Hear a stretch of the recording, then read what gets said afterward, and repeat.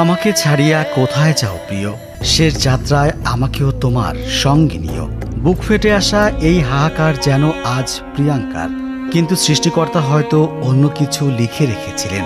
দীঘার নীল জলরাশি ধূসর হয়ে গেছে এক নিথর দেহের ভারে। পর্দার ভোলে বাবা হয়তো পার হয়ে গেলেন ওপারের জগতে, কিন্তু পেছনে রেখে গেলেন এক জোড়া শূন্য দৃষ্টি আর এক আকাশ হাহাকার। ধারাবাহিক নাটক ভোলে বাবা পার কারাগার শুটিং করছিলেন রাহুল বন্দ্যোপাধ্যায়।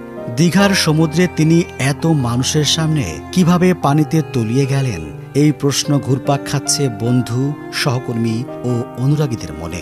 ভারতীয় গণমাধ্যমে এই প্রশ্নের উত্তর দিয়েছেন নাটকের পরিচালক শুভাশিস মণ্ডল। 29 মার্চ বিকাল 5টা সহকর্মী শ্বেতার সঙ্গে সমুদ্র তীরের একটি দৃশ্য রাহুলের। দুজনে কথা বলছেন জলরাশির দিকে তাকিয়ে। শ্বেতা খুনসুটির জন্য লুকিয়ে পড়েন। শটটা দুটি ক্যামেরায় নেওয়া হয়। তারপর ওই একই শট ড্রোন ক্যামেরায় নেয়ার প্রস্তুতি নেন পরিচালক। এ সময় হঠাৎ শ্বেতার হাত ধরে সমুদ্রে এগিয়ে যান রাহুল। তখন ক্যামেরার পেছনের সবাই ওদিকটায় যেতে নিষেধ করেন, কারণ ওটা স্ক্রিপ্টে ছিল না। কিন্তু রাহুল কারো কথা শোনেননি, এগিয়ে যেতে থাকেন। প্রায় কোমর পর্যন্ত পানিতে ডুবে যান। তখন একটা বড় ঢেউ আসে। ভারসাম্য হারিয়ে দুজনেই পড়ে যান।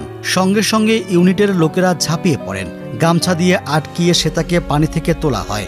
রাহুল আরেকটু এগিয়ে গিয়েছিলেন। সেফটি বোটে থাকা কয়েকজন ঝাঁপ দিয়ে দড়ি দিয়ে রাহুলকে উদ্ধার করেন।